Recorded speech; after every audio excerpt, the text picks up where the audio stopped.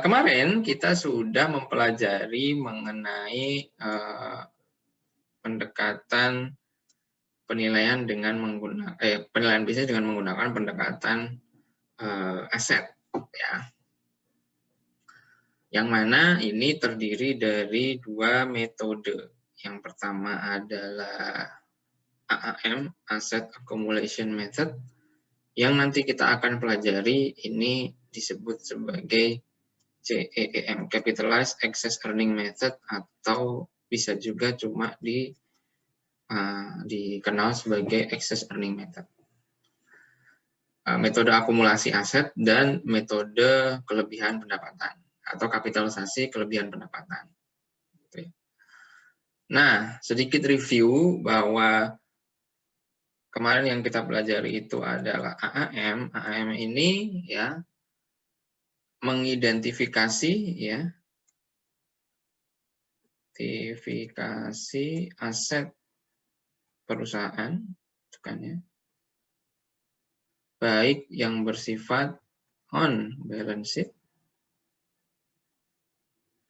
maupun off balance sheet.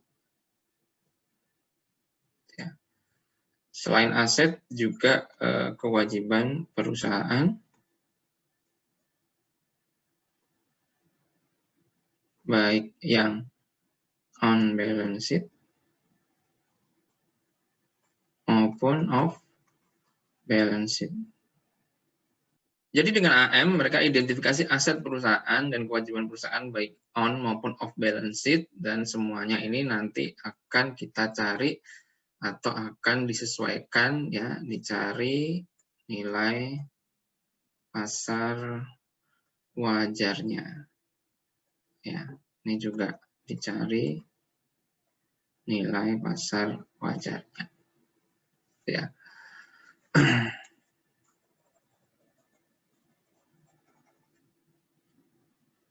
Oke.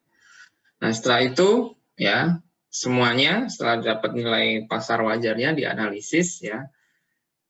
Ini akan intinya kita akan pakai ya nilainya, dan ini dinilai gitu ya secara satu persatu atau individual. Yang ini juga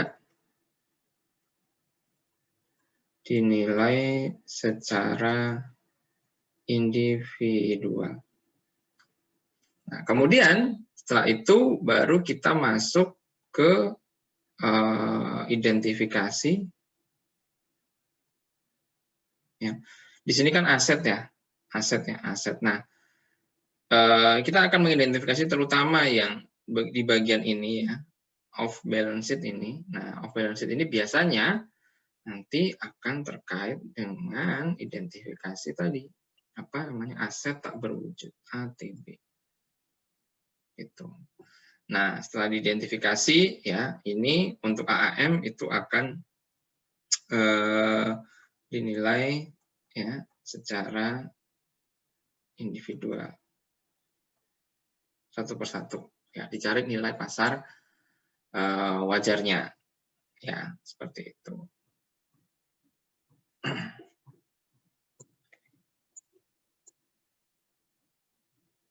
Nah, kemudian nanti ya setelah ketemu ya bahwa setelah ketemu nilai seluruh asetnya, baik aset yang berwujud di sini ditambah dengan yang tak berwujud ya, ketemu total nilai asetnya, dan nilai ekuitas bisa dicari dengan total aset dikurangi total kewajiban. Kalau pengen nyari nilai entitas ya adalah total aset minus kewajiban non kapital itu ya. Di minus ya, total aset dikurangi kewajiban non kapital, maka dia jadilah nilai entitas. Ya, nilai entitas. Seperti itu kalau kita berbicara tentang penilaian bisnis dengan pendekatan aset pakai metode yang ini, AAM.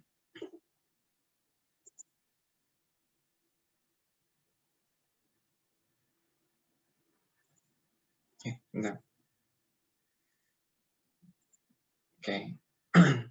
Nah, hari ini kita akan masuk ke metode yang kedua, yaitu yang nanti kita sebut sebagai EEM.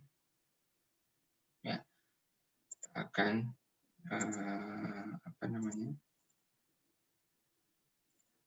Bahas hari ini. Oke, saya menuju ke penilaian bisnis dengan pendekatan aset, ya. Metodenya adalah EEM, Excess Earning Method, atau Capitalize Excess Earning Method. Itu ya. Nah, aset tak berwujud suatu perusahaan, ya. Jadi kalau saya coba terangkan dulu ininya ya, saya coba terangkan secara garis besarnya dulu. Yang EEM ini. Coba pakai whiteboard ya.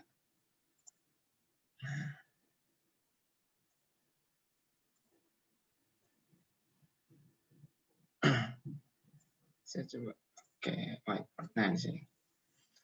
Kalau bedanya ya sebenarnya antara metode AAM dengan EEM itu kan terletak ya. Ya, perbedaan yang paling mencolok adalah ketika AM ini ATB dinilai secara apa namanya? Individual. Oke. Sementara pakai EEM atau CEEM itu ATB bedanya ya dinilai secara kolektif dan nanti akan ditempatkan di pool pada akun yang namanya goodwill, gitu ya. Nah, logikanya gimana sih? Yang satu secara individual. Kalau secara kolektif, apakah kemudian gimana caranya? Kan kita nggak bisa mengidentifikasi satu-satu. Terus gimana cara menilainya? Nah, logikanya adalah seperti ini, teman-teman. Jadi, ada satu istilahnya kayak teori gitu ya, atau ya dalam dunia bisnis gitu ya, bahwa ketika ada, katakanlah ini ada perusahaan A dan ini perusahaan B, ketika ada dua perusahaan seperti ini, katakanlah mereka memiliki aset yang sama. Semuanya sama, katakanlah nilainya 10 miliar gitu ya. Ini juga asetnya sama 10 miliar. Aset, semua aset ya. Baik itu berupa aset untuk modal kerja maupun aset tetap, semuanya sama. Misalnya begitu ya. Ketika dua perusahaan dikasih aset yang sama, katakanlah kita mau jualan ayam goreng, ya. Outletnya sama warnanya, gitu ya. Apa istilahnya? Kok sama warnanya? Fasilitasnya sama. Wajannya, kompornya, kursinya, mejanya, sendoknya, kemudian layoutnya sama, luasnya sama, gitu ya. Bahan ayamnya sama, ya. Bahan ayamnya sama ya, dari ayamnya itu sama, gitu ya. Tetapi dikasih perbedaan misalnya, ya, di mana yang B ini ditambah adanya, katakanlah dia punya aktiva tak berwujud. Misalnya. B ini punya aktiva tak berwujud. Berupa misalnya, Misalnya ya, dia punya paten bumbu rahasia. Oke, misalnya nih, atau apapun lah ya, pokoknya ya, dia punya bumbu rahasia, dia nyekolahin apa namanya SDM-nya, di training terus. Setelah itu dia punya merek, ya, dia punya apa namanya reputasi yang bagus gitu ya. Pokoknya intinya dia punya merek, katakanlah gitu ya. Dia punya merek, sebuah reputasi, sebuah aktiva tak berwujud berupa macam-macam lah. Dia bumbu rahasia dia kembangin, SDM-nya dia kembangin kayak gitu ya. Sementara aset lainnya itu sama ya, antara A dan B. Mejanya itu sama persis, fasilitasnya sama, minyak yang dipakai sama, wajannya sama, freezernya sama, ayamnya sama, tempatnya sama luas, sendok, garpu, meja, kursi, semuanya sama. Nah, ada kepercayaan bahwa ketika B ini punya aktiva tak berwujud tadi, misalnya dia punya merek gitu ya, yang sudah terkenal. Ya, ternyata B ini mampu menghasilkan ya katakanlah earning atau net income, earning atau income. Ini earningnya B, ini earningnya A. Earningnya B ini bisa lebih besar daripada si A, walaupun semuanya sama. Atau katakanlah kita jualan baju ya, kita produksi baju. Yang satu kita kirim langsung ke jual ke Tanah Abang tanpa merek. Yang satu kita kirim ke produsen atau desainer terkenal misalnya, hanya untuk dilabeli merek. Zara misalnya, ya, atau apalah itu ya, merek-merek pakaian gitu, misalnya yang terkenal gitu. Atau kita bikin tas gitu ya, atau bikin sabuk gitu ya, yang satu langsung ke Tanah Abang gitu, langsung ke Cipulir gitu kan, yang satu kita ke Louis Vuitton gitu misalnya. Ternyata perusahaan B itu mampu menghasilkan earning lebih tinggi. Kaosnya tadi misalnya ya, yang punya merek itu dijual dengan harga 1 juta, laku banyak ya, laku katakanlah. Atau misalnya lakunya sedikit tapi kan marginnya gede dia kan, dia ambil dari produsen itu harganya 50.000, dijual 1 juta. Yang Cipulir ambil 50.000, dijual 100.000. Gitu kan. Lihat margin yang diperoleh dari si Zara katakanlah itu jauh lebih tinggi daripada si pedagang di Cipulir. Dia bisa seperti itu gitu. Atau katakanlah kita contoh Starbucks ya. Starbucks ya, kopinya sama dengan yang lain, sama itu racikannya. Kalian beli, ya pasti mereka punya ini sendiri ya. Tapi kalau namanya kita beli kopi hitam lah, katakanlah Americano gitu. Ya itu di semua hampir sama. Americano di Starbucks itu bisa dijual paling kecil harganya 37.000. Itu ya. Sekitar itulah. Sementara kopi-kopi yang lain itu ngejualnya cuma bisa misalnya 18.000, 20.000. Gede banget selisihnya. Ya. Starbucks bisa 2 kali lipat. Kenapa bisa begitu? Kadang juga orang itu ke Starbucks bukan beli kopinya, ya, tetapi beli suasana Starbucks-nya, kemewahan Starbucks-nya kayak gitu ya, untuk kerja, untuk ketemu klien. Nah, itu kan sebuah kekuatan merek ya, kekuatan reputasi sebuah merek yang saking segitunya orang kemudian rela gitu ya, bayar lebih mahal itu it's okay, karena ya saya pengen beli ininya, saya pengen beli suasana Starbucks-nya gitu loh, kayak cozy, kayak enak aja gitu ya. Jadi orang sehingga senang ke sana. Dan dari orang internal nih, ada orang internal Starbucks nih. Starbucks ini merupakan salah satu itu franchise atau bukan franchise, istilahnya kayak ya jaringan kopi ya dengan payback period yang sangat singkat. Payback periodnya sangat singkat. Ya, nggak nyampe setahun itu udah balik modal. Ya, nggak nyampe setahun itu udah balik modalnya cepet banget. Ya, dan tentunya kan ketika orang atau dia mau buka cabang itu kan pasti udah ada riset pasarnya dong. Ya, berapa sih orang yang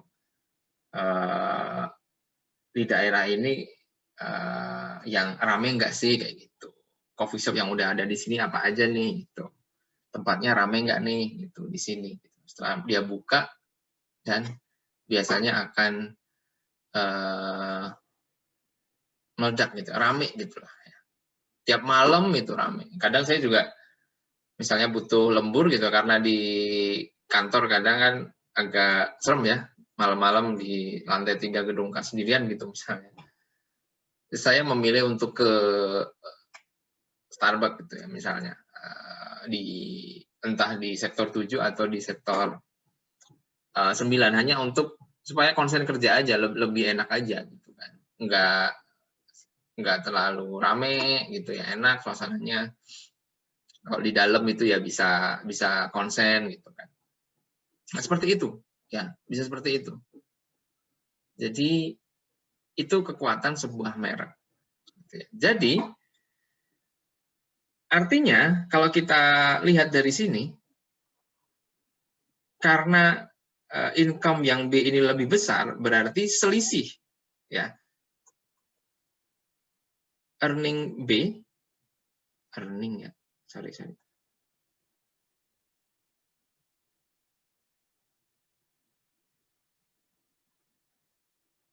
Earning B dikurangi earning A itu adalah earning yang dihasilkan oleh aktiva tak berwujud.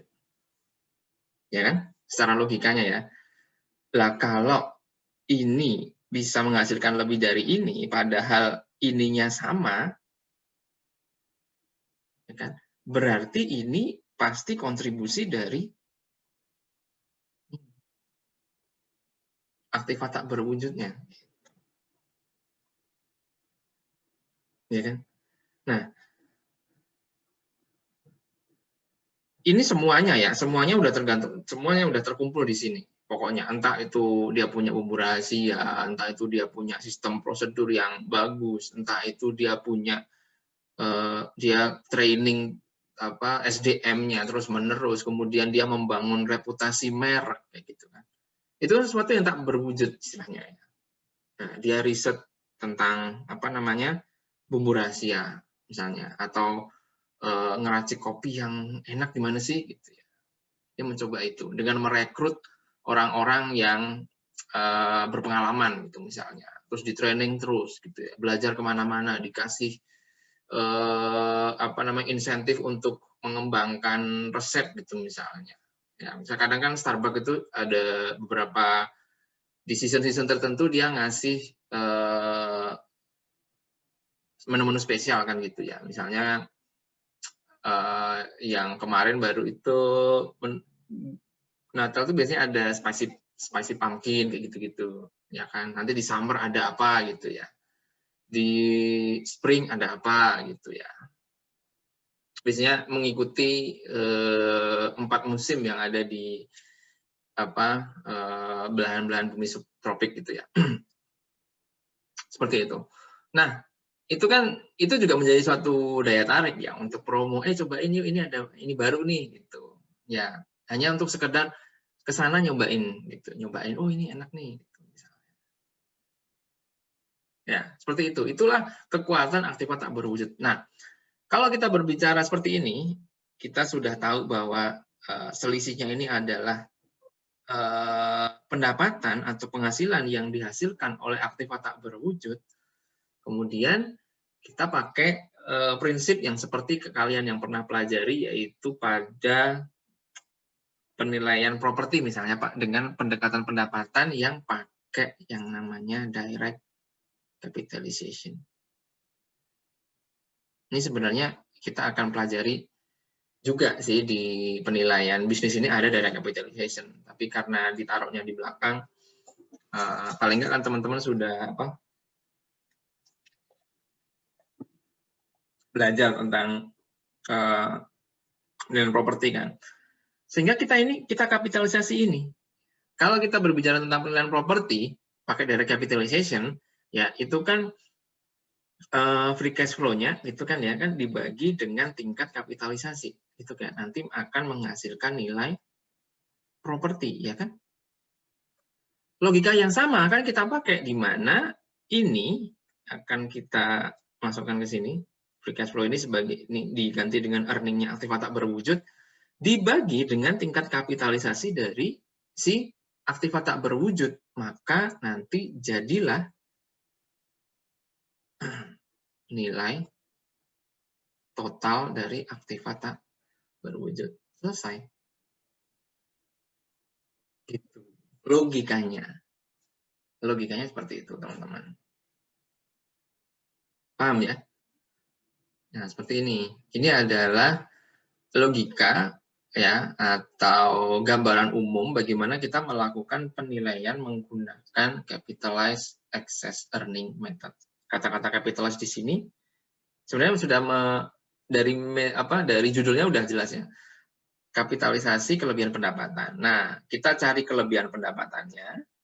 Ini kan selisih ini kelebihan pendapatan. Lalu ini kita kapitalisasi. Jadilah aktiva tak berwujud. Jadi sebenarnya EM ya dengan AAM bedanya cuma di aktiva tak berwujudnya aja. Gitu. Atau kita kalau pengen mencari wah ini Kak aktiva tak berwujud dari perusahaan ini berapa ya? Kita pengen cari nih total aktiva tak berwujudnya ini berapa nih kira-kira. Nah, langsung kita bisa pakai EM. Gitu. Jadi langsung kita coba analisis menggunakan excess earning method. ATP-nya ketemu, nah nanti tinggal ditambah dengan aktiva berwujud ya, aktiva berwujud tambah aktiva tak berwujud ya kan jadi total aset ya. Ya karena aset itu ya terdiri dari berwujud dan tidak berwujud. Gitu. Bedanya cuma di sini doang.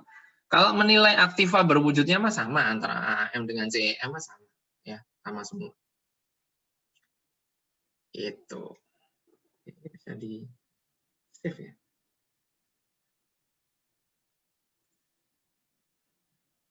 Oke. Gitu ya.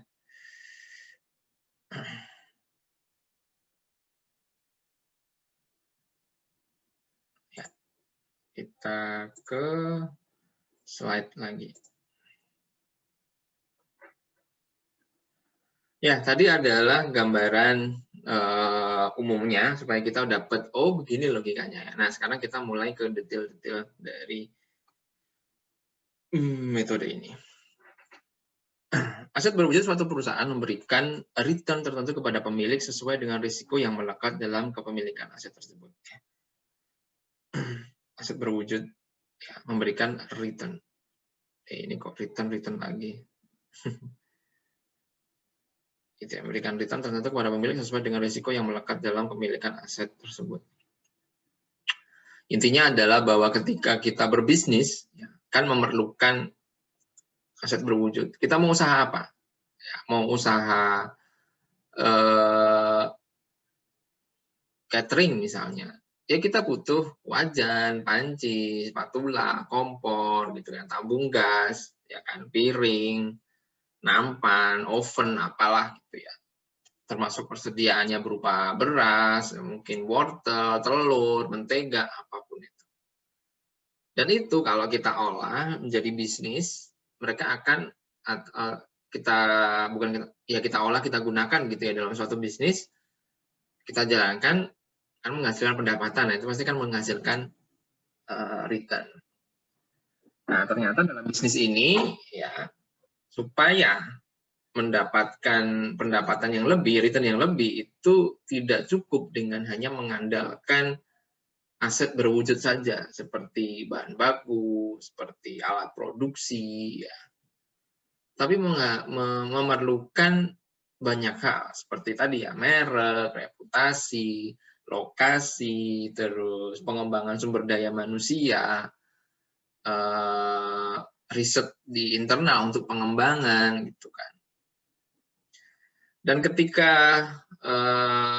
ternyata ya sebuah bisnis itu mampu ya semakin berkembang, dan katakanlah ada tadi ya ada dua perusahaan sejenis, katakanlah ya ada yang identik dan yang satunya itu diberi penambahan aktiva tak berwujud, mereka akan mendapatkan suatu return yang lebih di atas return wajar atau di atas return yang tanpa aktiva tak berwujud.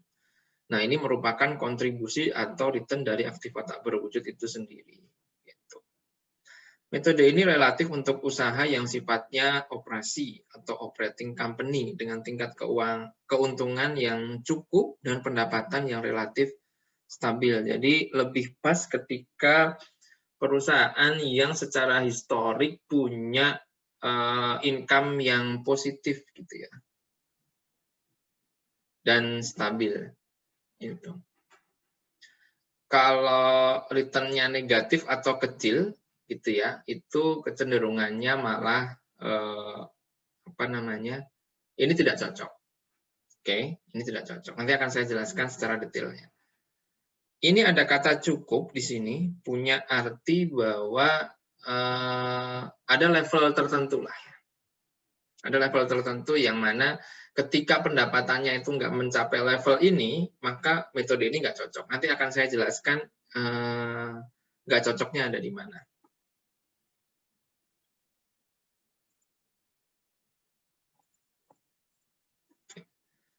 Pertama kali muncul dalam publikasi US Treasury Department, Kementerian Keuangannya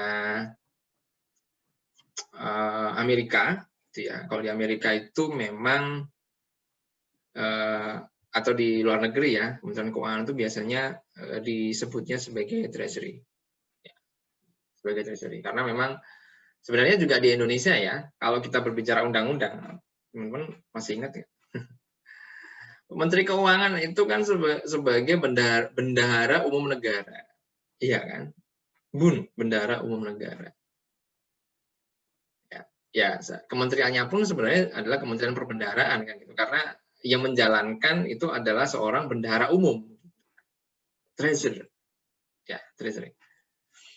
Dan di Amerika kalau pajak mereka pisah ya dari keuangan ya. Mereka punya namanya Internal Revenue Service, ya IRS. Di Amerika. Kalau di Indonesia masih gabung. Oke, kemudian ini muncul pertama kali ya tahun 1920, karenanya ini juga disebut sebagai the Treasury Method, digunakan untuk menghitung nilai kerugian pabrik bir ya dalam bentuk reputasi yang hilang gitu ya, karena larangan atau ini sebenarnya pastinya disebut sebagai pembatasan gitu ya, penjualan minuman keras. Ketika ada undang-undang tentang pembatasan penjualan minuman keras, nah ini dianggap mempengaruhi reputasi dari si perusahaan bir ini, dan kemudian ada satu usaha untuk mencari efeknya seberapa besar sih pada reputasi itu. Nah, ini pertama kali dikenalkan tahun 1920, yang kemudian direvisi lagi tahun 1968. Kali ini yang merevisi mungkin ini pajak udah berpisah ya dari Treasury ya, sehingga di sini yang merevisi adalah IRS Internal Revenue Service ya, dengan aturan nomor 608/609 gitu.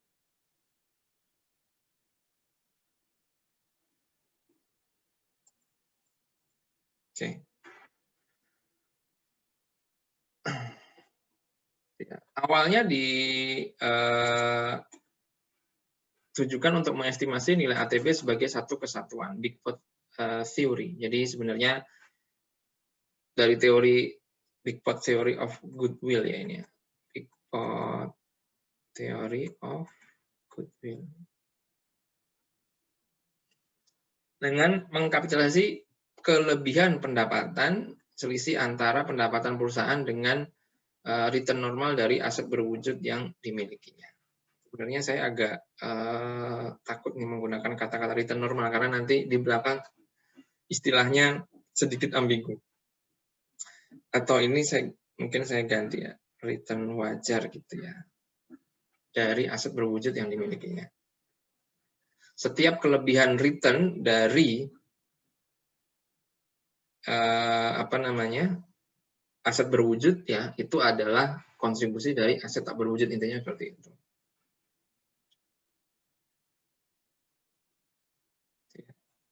Dalam perkembangannya, metode ini digunakan untuk mengestimasi nilai perusahaan atau ekuitas secara keseluruhan. Di mana nilai ekuitas adalah nilai aset berwujud ditambah nilai aset tak berwujud dikurangi nilai kewajiban yang telah disesuaikan dengan nilai pasar.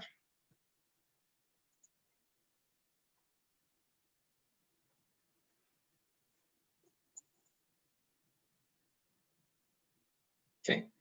Nah, dengan CEM ini, maka aset berwujud, ya aset akan berwujud itu akan dilakukan penilaian kembali atau revaluasi, ya. Khusus untuk plant property equipment menggunakan metode penilaian properti sama seperti AM. Ya, artinya untuk aset berwujudnya maupun kewajiban itu sama dengan AM. Yang beda ada di sini. Aset berwujud di sini ya sebenarnya kalau kita breakdown, ya, sekedar saya cerita, itu bisa di breakdown atau ini menjadi 3 ya, bahwa aset berwujud, mungkin saya pakai ini aja deh.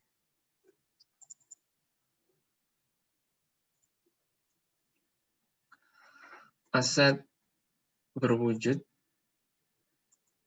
dari suatu perusahaan itu bisa dibagi menjadi 3 sebenarnya. Yang pertama adalah working capital, ya, atau aset untuk modal kerja. Oke, kemudian ada financial asset. Sayangnya kalian belum belajar tentang akuntansi keuangan menengah ya. Sebenarnya kalau belajar AKM pasti tahu ini udah khatam harusnya. Tapi kalau di prinsipal pernah disinggung harusnya tentang investment. Yang kedua adalah plan asset atau fixed asset.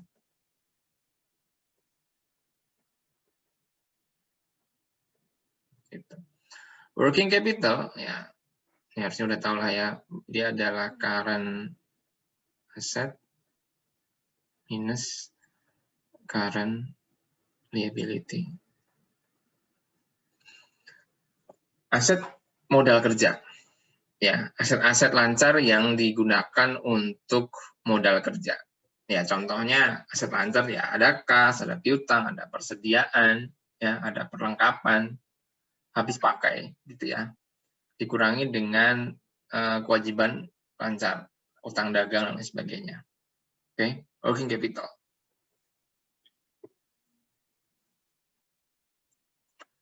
Kemudian ada financial asset.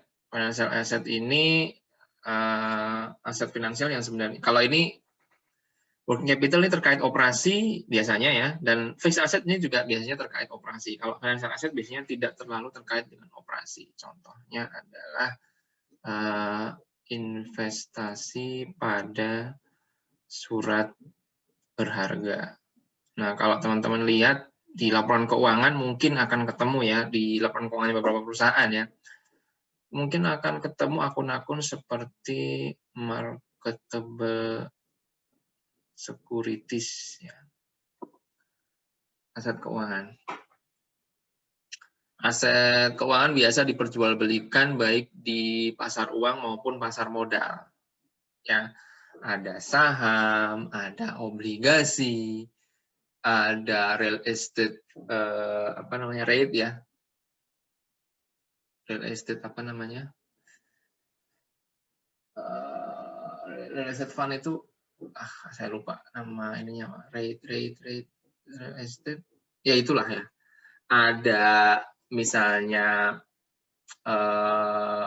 surat utang jangka pendek gitu ya, wesel, promise gitulah, macam-macam ya. Option, warrant, obligasi, itulah aset-aset keuangan, financial asset ya, dunia keuangan. Mungkin ada selain marketable securities, mungkin teman-teman kayak misalnya trading securities, sama aja sih.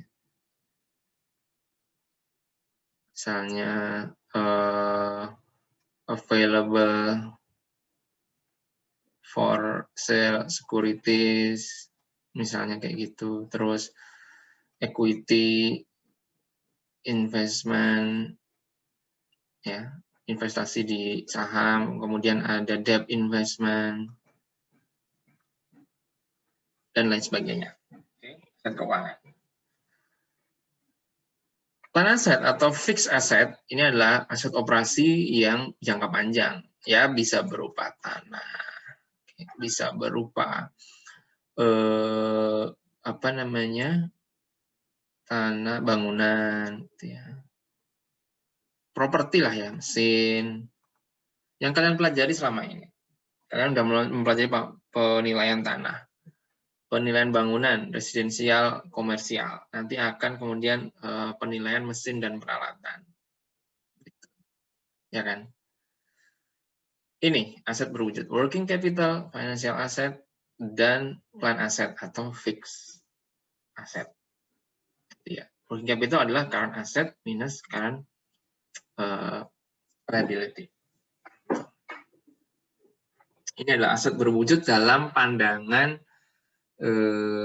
bisnis ya, dalam pandangan bisnis. Nah, nanti aset dari suatu perusahaan tentunya akan ditambah dengan yang namanya aset tak berwujud. Yang ini udah kita breakdown kemarin ya.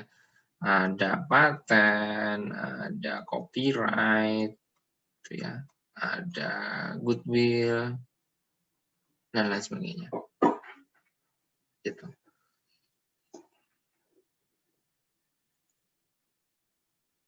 Oke. Saya balik lagi ke sini. Kemudian untuk kewajiban akan disesuaikan, bisa disesuaikan dengan nilai pasar atau biasanya dia tetap dinilai seperti nilai nominalnya atau nilai bukunya. Tapi kalau dia berupa obligasi biasanya harus dinilai ulang sesuai dengan jatuh tempo, yield, dan bunganya. Nah, untuk aktiva tak berwujud, maka akan dihitung dengan cara mengkapitalisasi return yang dihasilkan oleh ATB tersebut. Mengkonversi menjadi nilai return ATB dengan suatu tingkat kapitalisasi tertentu.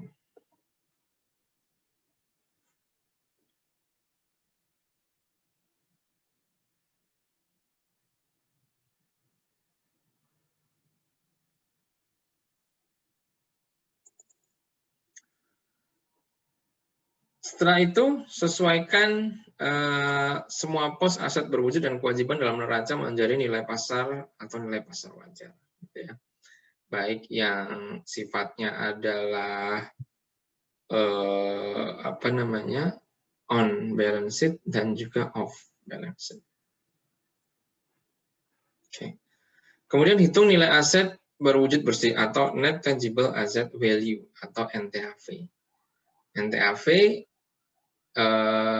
ini ada dua pendapat ya, tapi nanti saya terangkan yang ini dulu, baru nanti saya jelaskan yang satunya lagi. NTAV itu adalah nilai seluruh aset berwujud, kan net tangible ya, T itu tangible ini kan berwujud. Net tangible asset value, nilai seluruh aset berwujud dikurangi nilai utang non kapital.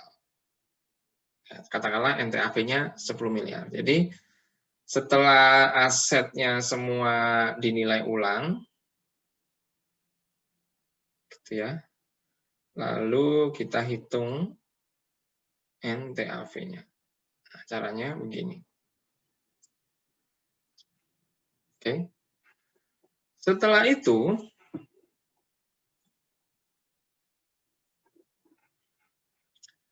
kita akan memerlukan data berupa return per tahun aset berwujud bersih. Ya. Jadi, kalau tadi kita berbicara ada dua perusahaan ya, A dan B, ya, yang ini punya aset berwujud saja, yang ini punya aset berwujud plus aset tak berwujud kan gitu ya. Nah, secara normal si A ini akan menghasilkan return. Nah, ini adalah return wajar yang semata-mata hanya dihasilkan oleh aset berwujud. Gitu kan. Kalau B, return-nya sudah merupakan kontribusi baik dari yang berwujud maupun yang tak berwujud. Nah, berapakah return ini loh, kalau perusahaan itu punya aset berwujud doang, nah itu yang harus kita perkirakan. Berapakah return dari aset berwujud bersihnya, return on NTAV.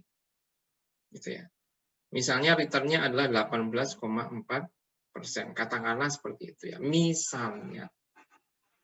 Berarti return dari nilai aset berwujud bersihnya adalah return-nya, kan tadi nilai dari NTAV kan 10 miliar. Kalau return per tahunnya adalah 18,4%, berarti kan dalam satu tahun return-nya sebesar 1,84 miliar. Ya kan?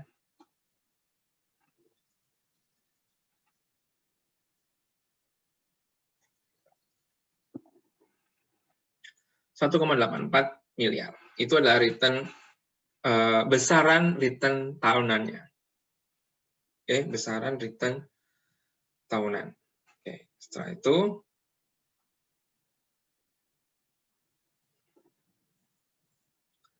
nah, seperti yang tadi dalam slide sebelumnya, ini bisa dicari dengan dapat ditentukan dengan mencari namanya borrowing capacity. Apa itu borrowing capacity? Nah, ini teman-teman, borrowing capacity. Nah, inilah kompleksitas penggunaan metode CEM dimulai.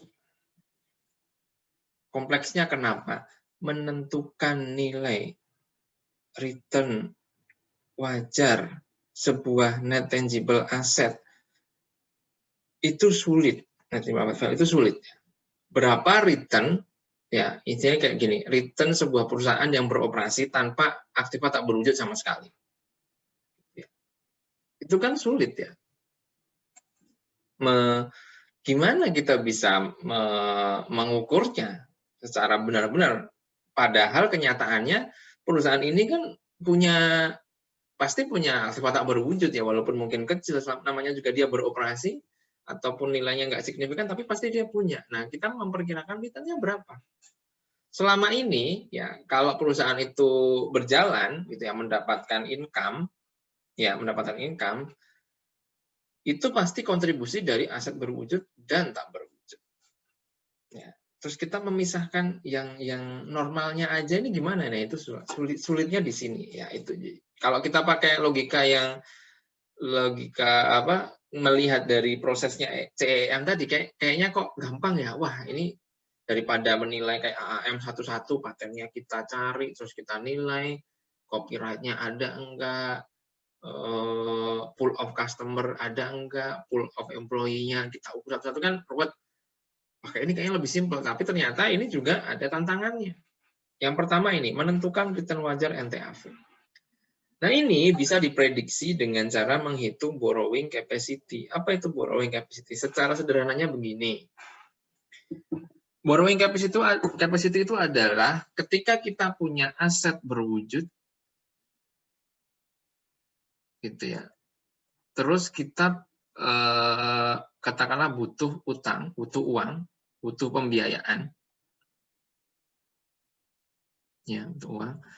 Terus aset tak berwujud ini kita jadikan jaminan untuk mendapatkan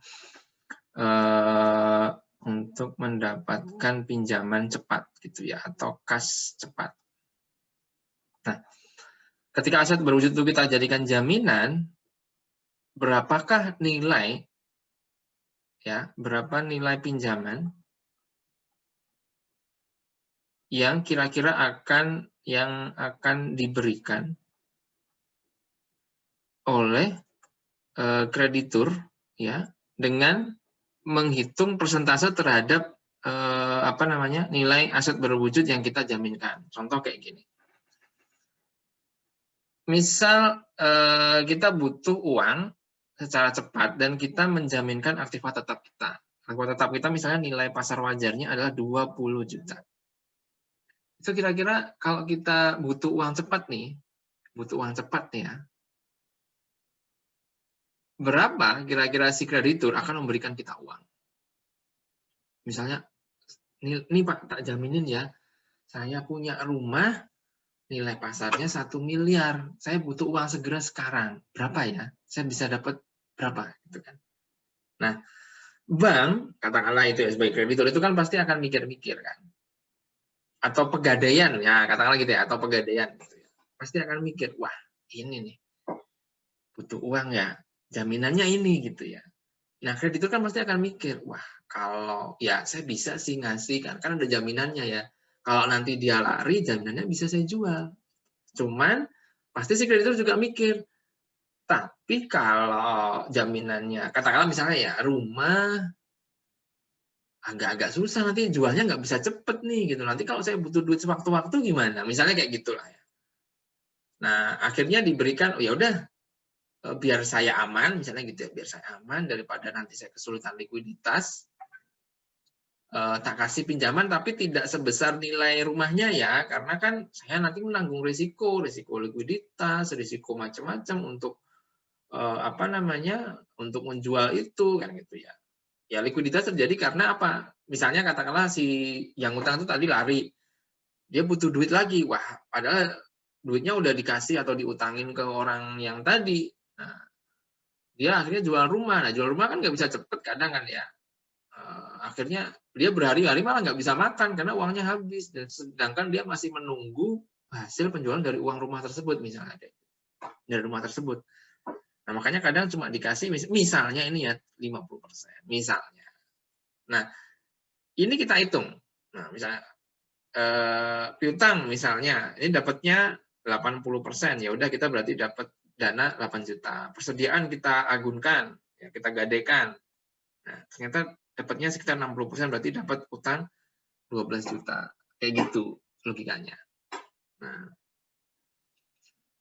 menurut teorinya bahwa semakin aktiva itu tergolong sebagai aktiva tetap, ya dia dianggap memiliki risiko likuiditas yang tinggi atau risiko yang lebih tinggi, sehingga biasanya akan diberikan ya borrowing capacity yang rendah karena risikonya tinggi. Kalau aktiva yang lancar, ya karena itu mungkin mudah untuk segera dijual, gitu ya, itu dianggap dia risikonya rendah. Kalau ini risikonya tinggi, kalau ini risikonya rendah, maka borrowing capacity-nya dikasih tinggi. Gitu. Nih, di jumlah ini habis ini. 8, 12, 10. Dari total aset 50 juta yang diagunkan, kita dapat 30 juta. Oke, kita dapat 30 juta. Itu kan ya. Nih.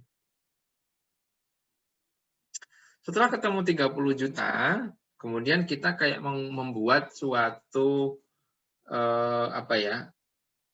kita simulasi kayak gitu ya. Kita buat simulasi bahwa misalnya gini, berarti kalau gini, ini kan dapat utang atau pinjaman 30 juta.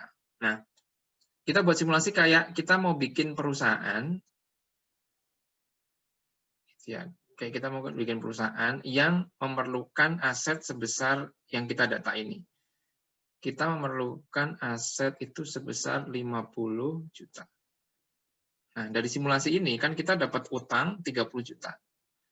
Nah, aset ini bisa didanai, misalnya gitu ya, dari utang, itu sebesar 30 juta. Berarti sisanya, kalau kita mau bikin perusahaan, itu kan harus dari modal pemilik atau ekuitas kan, kalau 50 juta.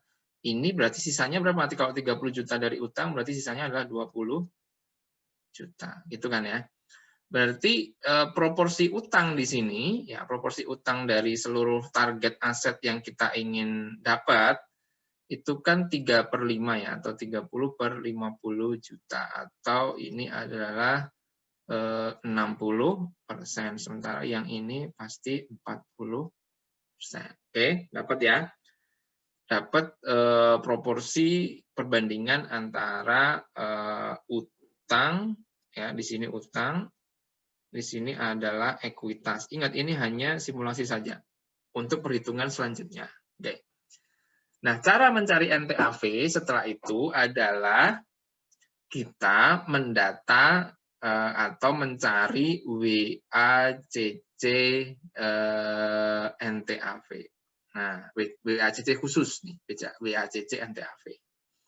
WACC NTAV itu adalah, kan gini, dari aset tadi kan tercermin bahwa proporsi yang dibiayai utang untuk yang berwujud ya, aset berwujudnya adalah 60%, dan proporsi aktiva berwujud yang didanai ekuitas adalah 40%. Berarti gitu kan ya. Mencari WACC kan kita tahu ya, WACC adalah sama sih ininya rumusnya, cost of debt gitu ya. Cost of debt ya dikali bobotnya debt itu kan ya, ditambah cost of equity dikali bobot dari equity. Nah, cost of debt-nya kita cari datanya, cost of equity kita cari datanya, sementara bobot debt dan bobot equity diambil dari sini. Gitu, 60-40. Sehingga di sini hutangnya 60%, ekuitas 40%, biaya modalnya ini diketahui, atau kita cari sendiri kalau dalam dunia nyata ya. Kita cari berapa sih cost of equity dan cost of debt dari perusahaan ini. Misalnya diketahui bahwa cost of equity-nya adalah 25%, oke. Sementara cost of debt-nya adalah 20%, pajaknya 30%. Dan ini harus sudah net of tax. Ya kan, 70% kali 20% jadinya 14%.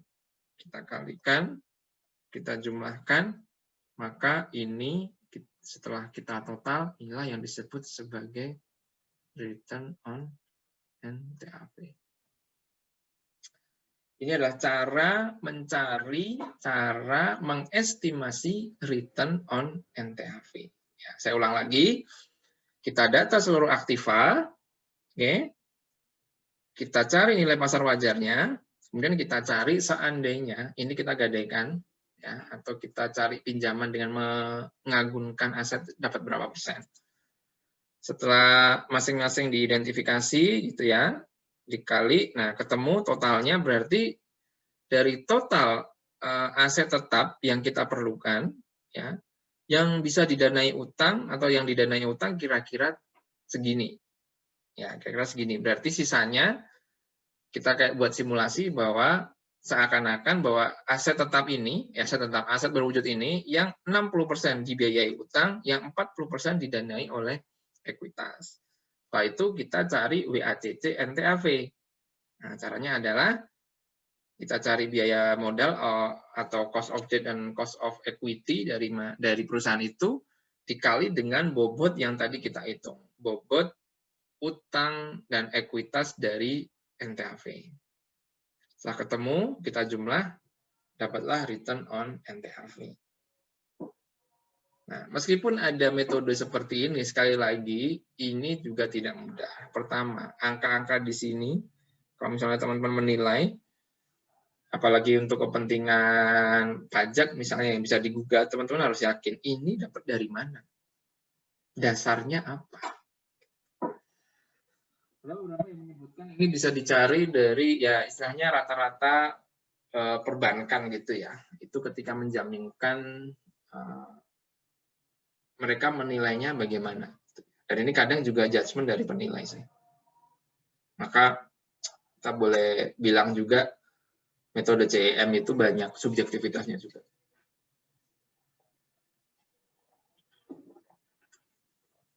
Salah satunya yang ini. Ini baru yang pertama ya, dalam menentukan return on net tangible asset value. Ya.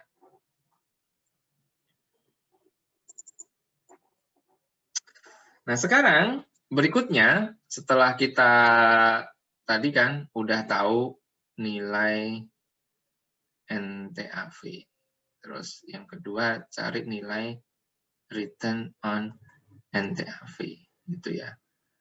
Yang nomor 3 ya berarti nilai NTAV dikalikan return on NTAV sama dengan berarti istilahnya earning dari NTAV. Ya, atau earning wajar NTAV. Ya, earning sebuah perusahaan dengan seperangkat aset berwujud ya, yang sama sekali tidak ada kontribusi aset tak berwujudnya. Oke. Selanjutnya yang keempat ini adalah menghitung laba ekonomi normal perusahaan, normalized economic earnings. Nah, teman-teman tolong pahami, normalized economic earning ini bukan laba normal tanpa ATB, bukan ya. Laba ekonomi normal itu adalah laba yang istilahnya secara rutin ya diterima oleh perusahaan ya. Istilahnya gitu yang diterima oleh perusahaan gitu ya. Di mana laba ini hitungannya berdasarkan atas laporan keuangan yang sudah di normalize, gitu, laba normal. Nah, laba yang diterima perusahaan secara keseluruhan ya, itu kan merupakan kontribusi tentunya dari aktiva berwujud dan aset tak berwujud juga, gitu ya. Karena ini adalah laba normal yang biasa didapat berapa sih, gitu intinya. Oh, Starbucks itu biasa dapat segini, terus kita cari tahu, wah, padahal kalau tanpa merek harusnya dapatnya segini nih, nah, gitu. Dan itulah selisihnya. Katakanlah arus bersih kas bersih untuk kapital adalah 2,2 miliar misalnya, pendapatan yang biasa dia dapetin. Lalu kita bandingkan dan kita cari excess earning-nya. Gitu kan. Kita tahu bahwa laba wajar dari NTAV itu kan per tahun cuma dapat 1,8. Ini yang kita cari yang tadi loh. Yang sebelumnya tadi. Bahwa yang hasil perkalian antara NTAV dikali dengan return on NTAV tadi. Tuh. Ini 1,8. 2,2 miliar ini adalah setelah laporan keuangannya dia dinormalisasi, ya, kita temukan bahwa laba normal dia adalah yang rutin dia dapetin, asumsinya kayak gitu ya, itu adalah 2,2 miliar setahun. Kita bandingkan, ternyata dia mampu memperoleh pendapatan yang melebihi return dari aset berwujudnya. Berarti dia punya aktiva tak berwujud yang mampu memberikan kontribusi uang atau pendapatan ke perusahaan senilai 400 juta setahun dalam hal ini.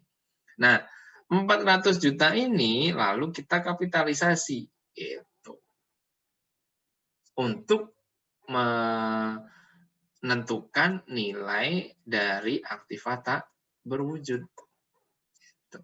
Nah, kesulitan berikutnya dari metode CER adalah nilai kapitalisasinya ini loh yang kadang datanya juga sulit. Berapakah nilai kapitalisasi, tingkat kapitalisasi, cap rate, capitalization rate dari aktiva tak berwujud. Itu tantangan berikutnya kalau kita pakai metode ini.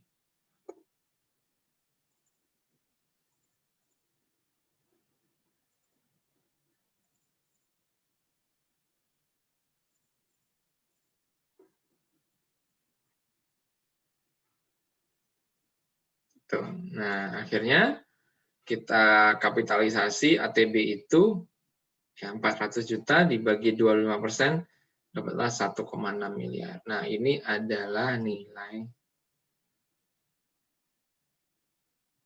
ATB. nilai ATB. Setelah ketemu nilai ATB-nya, tinggal kita cari nilai dari entitas. Nilai entitas adalah nilai aset berwujud ditambah nilai apa namanya? Sorry, bukan aktiva berwujud. Eraser. Nah, net tangible asset value NTAV ya. NTAV tadi kan aktiva berwujud dikurangi hutang non kapital. Ini ditambah aktiva tak berwujud. NTAV-nya tadi udah dihitung 10 miliar, aktiva tak berwujudnya 1,6, sehingga nilai kapital total adalah 11,6 miliar. Atau ini nilai entitas. Nilai entitas.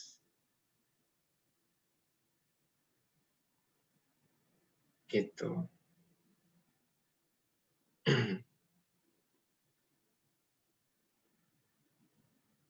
Oke. Nah, terakhir kita lakukan apa yang namanya ketemu ya nilai entitas, nilai ekuitas nanti bisa dicari ya dengan total aset dikurangi total kewajiban.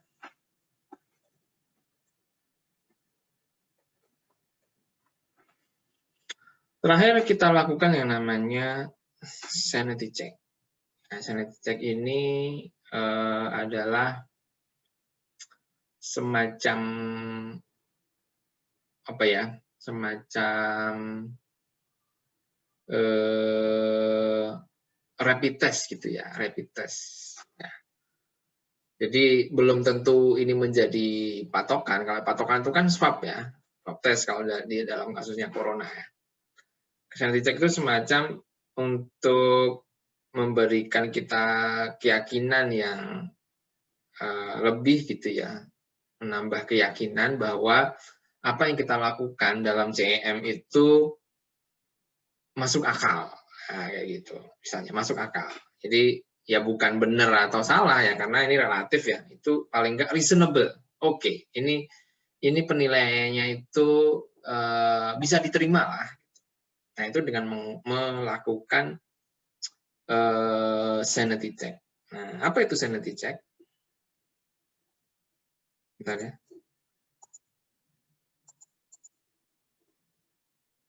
Oke. Sanity check.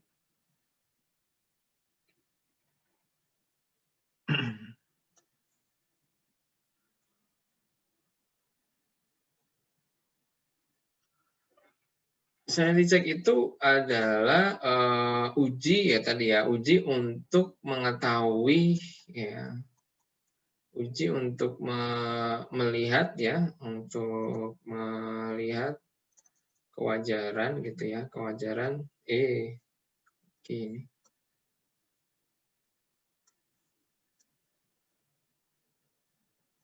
Dari hasil penilaian. Tuh. Contohnya, caranya begini. Caranya adalah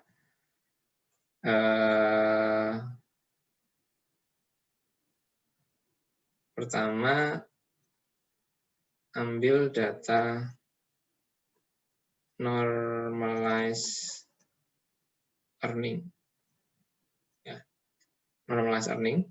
Ini tadi ya laba normal yang diterima perusahaan tiap tahun ya, yang merupakan kontribusi baik dari aktiva berwujud maupun aktiva tak berwujud, artinya yang aktiva tak berwujud yang biasa didapatkan oleh perusahaan gitu ya, dibagi dengan indikasi nilai perusahaan dari hitungan EM. Itu. Ini yang mana sih? Yang ini loh. Nah, yang ini. Ini kan indikasi nilai perusahaan. Ya. Nilai NTAV ditambah nilai ATB. Oke.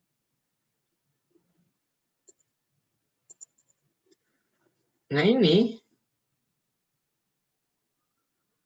normalized earning. Nah, saya rapiin dulu deh.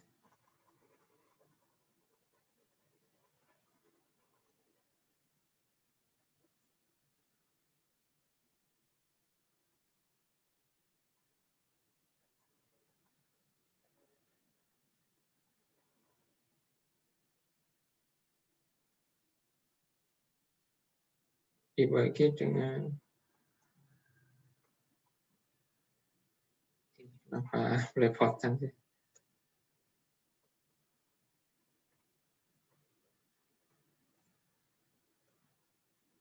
Indikasi nilai perusahaan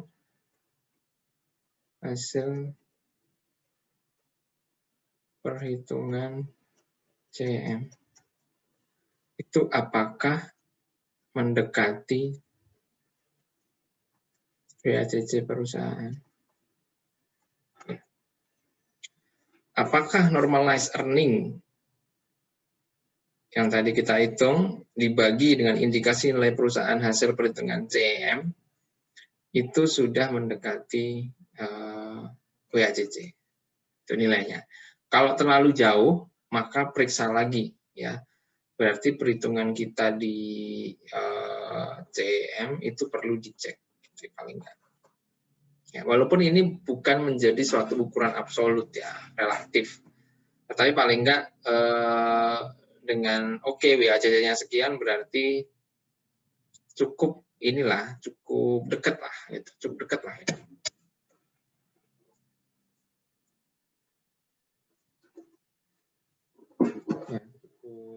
Ya, cukup, cukup wajar lah ya, kita bisa tahu bahwa bisa diterima lah itu hasil hitung-hitungan kita. Tapi kalau terlalu jauh, maka harus kita cek ulang lagi gitu. Dekat atau tidaknya itu relatif juga sebenarnya. Tidak ada pedoman. Ya, tidak ada pedoman yang bisa kita pegang secara absolut, itu enggak ada. Ya kita kemudian bisa memperkirakan dengan keyakinan tertentu bahwa oke, ini sudah cukup dekat karena hanya selisih 2%, 1%. Oke lah, misalnya kayak gitu. Itu yang menjadi salah satu subjektivitas dalam penilaian bisnis menggunakan CEM. Contoh misalnya terkait dengan ini juga, tingkat kapitalisasi dari aktiva tak berwujud. Ini juga nggak ada ini juga, nggak ada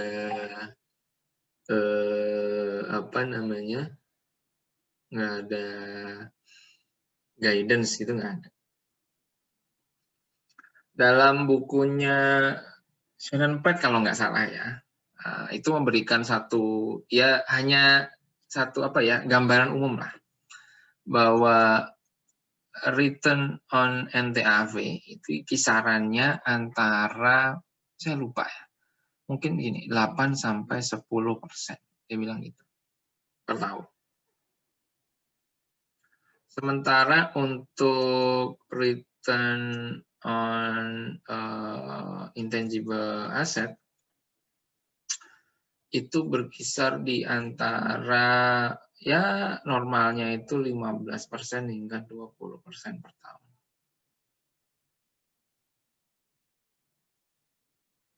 Ini secara umum itu ya. Tapi sekali lagi juga tidak ada patokan. Dan teman-teman, return on NTAV dan intangible asset ini juga berbeda-beda di tiap industri. Oke. Jadi apa namanya, antara industri satu dengan industri yang lain, ya itu bisa aja return on NTAV dan return on intangible asset-nya itu berbeda. Ya karena sifat bisnisnya juga berbeda kan. Ya. Kita sama-sama punya katakanlah aset tetap berupa gedung ya.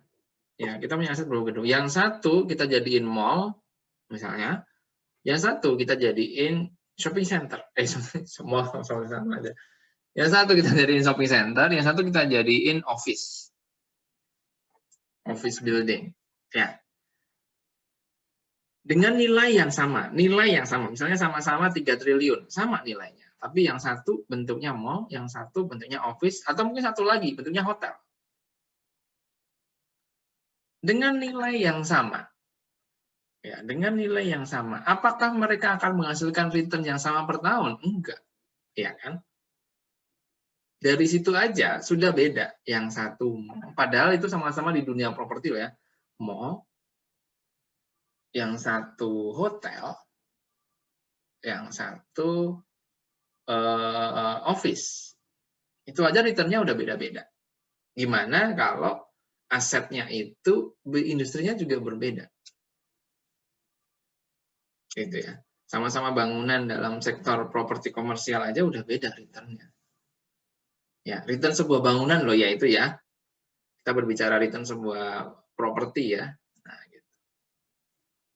Itu aja sudah berbeda, ya kan? Nah, ini tentu perlu banyak riset, perlu banyak langganan data, perlu banyak apa namanya? Melihat database dari tiap industri, bagaimana bisnis dari tiap-tiap jenis bisnis ini apa namanya return-nya seperti apa, baik return on tangible asset maupun return on intangible asset. Kayak gitu teman-teman.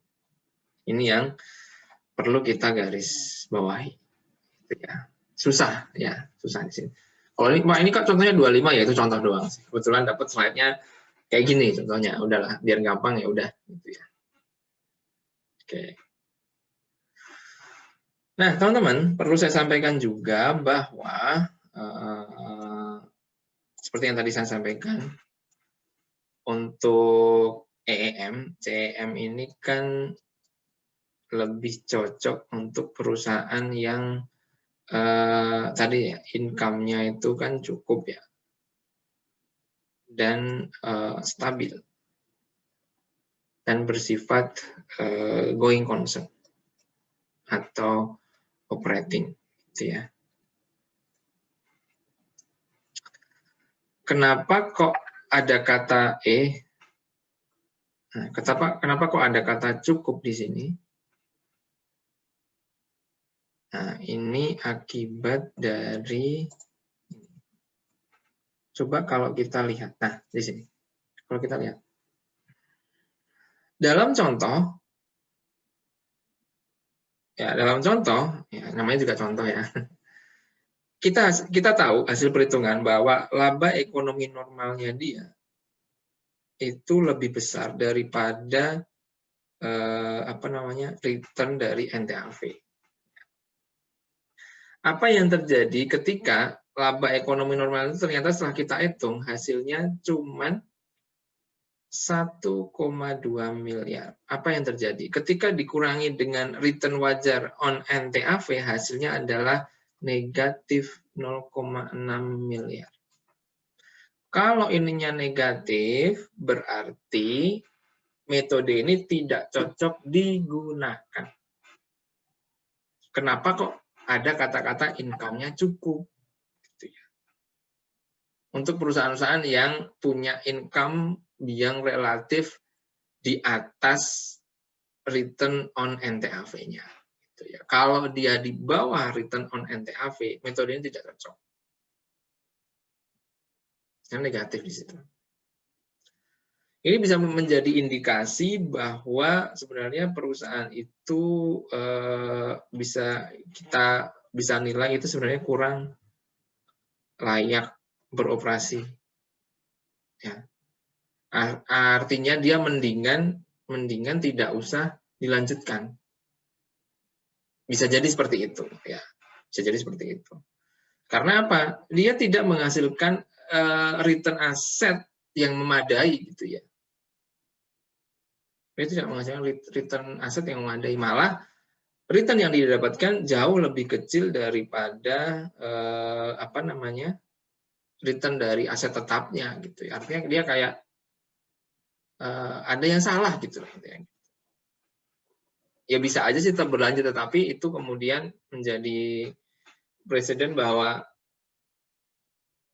kalau nggak mampu menghasilkan return aset yang bagus, ya apa ya, kayak ada yang salah intinya gitu, ada yang salah. Harusnya kan perusahaan itu berjalan, ya terus itu kan semakin berkembang. Harusnya mereknya semakin bagus, ininya semakin bagus gitu ya. Pendapatnya sehingga semakin bagus. Kalau dari return on tangible asetnya aja nggak menutup, berarti kan ada masalah. Jadi kayak malah ada negatif goodwill, intinya kayak gitu ya. Semacam kayak gitu istilahnya. Karena ini tidak cocok, gitu ya. Ini tidak cocok digunakan.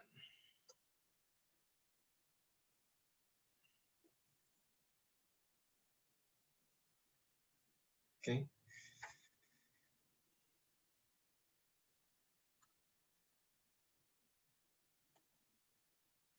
Nah, ini contoh perhitungan yang lebih lengkap ya, biar ilustrasinya lebih kelihatan. Oke. Ini misalnya ini diambil dari bukunya Shannon Pratt. Oke, dilihat dari bukunya Shannon Pratt, kita lihat ini adalah neraca ya, dari neraca ini. Ini nilai bukunya diketahui, aset lancarnya 1 juta, aktiva tetapnya 2 juta, total aset 3 juta, kewajiban lancar 1 juta, kewajiban jangka panjang 1 juta, dan ekuitas 1 juta. Oke, totalnya 3 juta. Ya. Sekali lagi yang saya sampaikan di sini hanya adalah contoh yang sangat disederhanakan. Ya. Lalu di sini kita lihat laporan laba rugi komprehensif ya. Dia ada laba pendapatan bersihnya berapa, kemudian beban operasionalnya berapa gitu ya, total beban operasionalnya berapa. Ini mungkin bukan pendapatan kotor kali ya. Bukan pendapatan bersih, tapi gross profit kali ya. Laba sebelum bunga pajak berapa gitu misalnya. Beban bunga berapa, laba sebelum pajak, laba setelah pajak. Oke. Nah nih, ya udah tahu. Nah sekarang step dalam AAEM tadi kan pertama Oh ya udah langsung kita cari. Kita akan mencari normalize income atau laba yang secara normal dia peroleh, baik dari kontribusi aktiva berwujud maupun aktiva tak berwujud. Normalized income ini didapat dari pengolahan data di laporan laba rugi. Dari laba setelah pajak ya kita tambahkan bunga ya, karena kita pengen mencari arus kas bersih untuk kapital ya. Tujuannya untuk mencari nilai entitas. Laba kita tambahkan bunga dulu ya kan, untuk mencerminkan return baik kepada entitas baik kepada pemegang ekuitas. Ya. Kalau laba setelah pajak ini kan hanya haknya si pemegang saham. Ya kan? Hak dari penyedia modal berikutnya kan kreditur, ya kan. Nah, kreditur ini tidak ada hak pada laba setelah pajak. Karena apa? Dia udah dibayar pakai bunga yang merupakan hasil perhitungan sebelum ini ya, di laba setelah pajak ini. Makanya bunganya kita tambahkan lagi ya, beban bunganya, yaitu beban bunganya 100.000 ini diketahui ya, dari yang laporan keuangan tadi, dikurangi pajak 40%, sehingga 60.000. Efek pajaknya kita hilangkan. Ketemu laba setelah pajak untuk kapital. Ya.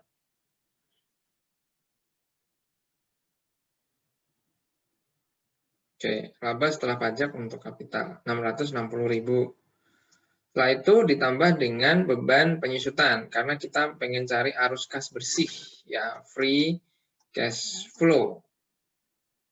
Ya, arus kas bersih untuk kapital disebut juga free cash flow to firm. Firm value. Firm value itu kan capital value, ya kan? Disebut juga free cash flow to firm. Free cash flow to firm.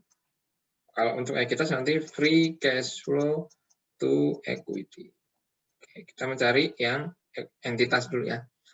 Kita beban penyusutan 200.000 dan kemudian disesuaikan dengan adanya pengeluaran modal capex atau misalnya ada penambahan modal kerja. Increase in net working capital. Kalau memang ada asumsi bahwa ini akan berjalan gitu ya tiap tahun gitu ya. Increase in net working capital dan increase in capital expenditure. Adanya berapa capital expenditure yang harus dikeluarkan misalnya kayak gitu. Nah, asumsi seperti ini, maka ini dikurangi gitu ya. Kurangi, hasilnya adalah 560.000. Inilah normalized earning for capital ya, atau free cash flow to capital. 560.000 ya, inilah normalized income. Nanti ini 560.000 ini kita akan selisihkan dengan return berdasarkan NTAV-nya. Kita lihat ya.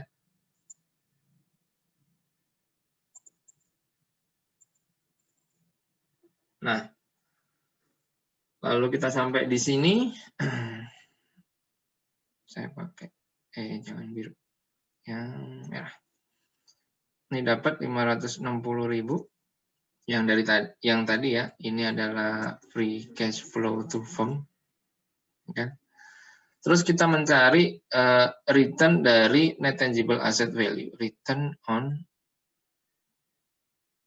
NTAV.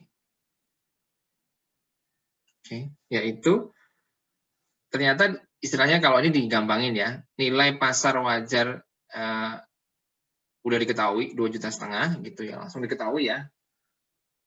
Nilai NTAV-nya 2,5 juta, ini adalah nilai seluruh aset. NPW aset berwujud dikurangi dengan NPW nilai pasar wajar hutang non kapital. Oke, ketemu 2,5 juta. Dikali 10%, maka income wajarnya adalah 250. Nah, dari sini udah jelas bahwa perusahaan ini ternyata mampu memperoleh uang yang lebih tinggi dibandingkan return wajarnya kalau sebuah perusahaan itu berjalan tanpa ada intangible asset. Hanya dari faktor dari aktiva berwujud saja. Jadi selisihnya adalah 310.000 ini disebut sebagai excess earning. Kemudian diketahui bahwa tingkat kapitalisasi kelebihan pendapatannya adalah 25%, ini harus kita cari ya. Maka ketemulah nilai aktiva tak berwujud yaitu sebesar ini 1.240.000. Sehingga kalau nilai aktiva tak berwujudnya sudah diketahui, tinggal ditambah dengan nilai pasar wajar aktiva berwujud bersih atau net tangible asset value, yaitu ini 2,5 ya. Sama. Ketemulah di sini nilai kapital atau nilai perusahaan, nilai kapital. Nah, ini adalah entity value. Entity value dikurangi dengan kewajiban jangka panjang atau hutang kapital, ketemu nilai ekuitasnya adalah 2.740.000. Kalau nanti pengen tahu harga nilai entitas per lembar, maka ya tinggal 2.740.000 dibagi dengan jumlah saham yang beredar misalnya.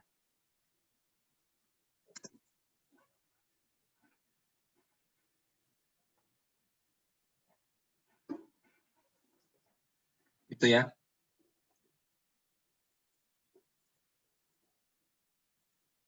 Caranya menilainya.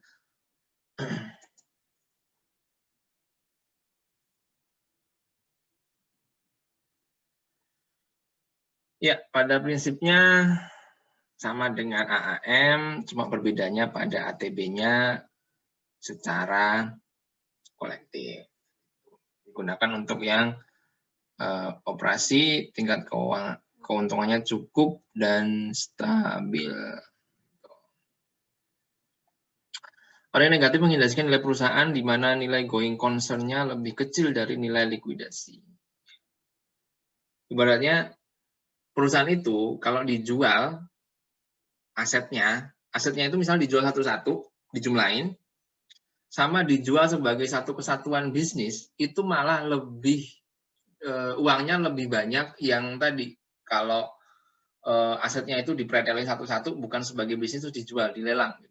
Atau ya dijual secara biasa gitulah.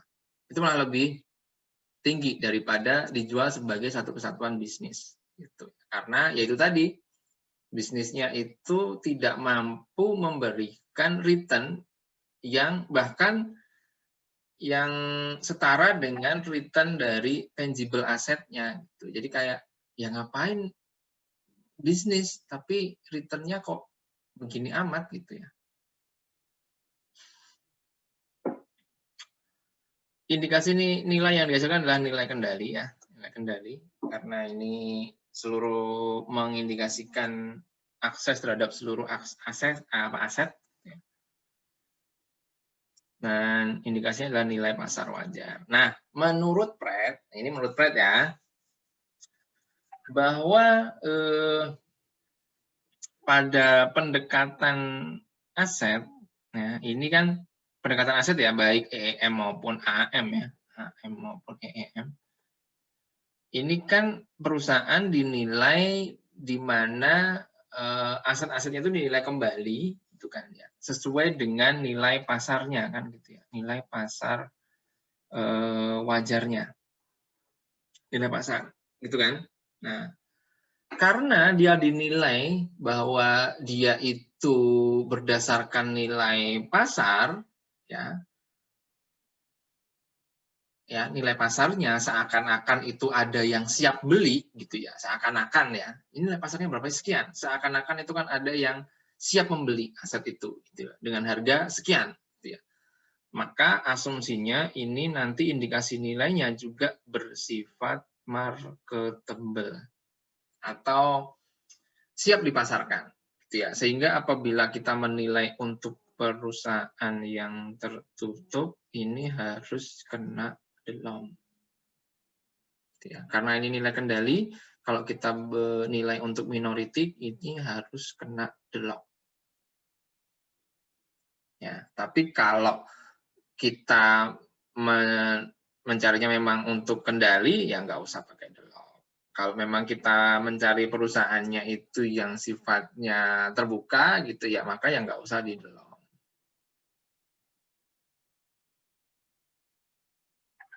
Gitu. Ini dia bersifat marketable. Sudah kayak semua asetnya itu udah ada siap ada yang beli. Gitu. Baik aktiva berwujudnya maupun aktiva tak berwujudnya. Kira-kira seperti itu. Logikanya yang disampaikan oleh Shannon Pratt. Jadi indikasi nilai kalau pasar kemarin adalah minority marketable, kalau ini adalah control marketable. Kalau pasar ya tergantung ya metodenya. Kalau pakai pembanding perusahaan terbuka, minority marketable. Kalau pakai merger and acquisition, maka dia majority. Ya, majority tergantung dari nanti transaksi yang di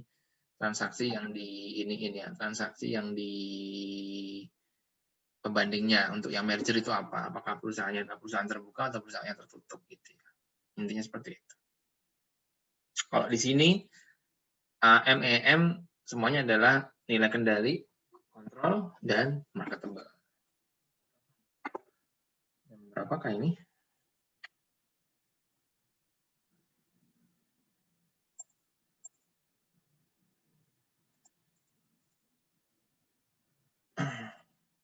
Nah, ini bedanya.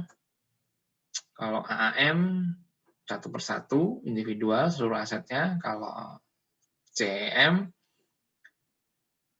selain ATB itu satu-satu individual, ATB-nya kolektif. Oke. Itu dia untuk hari ini ya materinya, penilaian menggunakan metode Excess Earning Method. Oke, itu aja dari saya. Terima kasih teman-teman. Kita jumpa lagi tahun depan ya. Saya tutup. Assalamualaikum warahmatullahi wabarakatuh.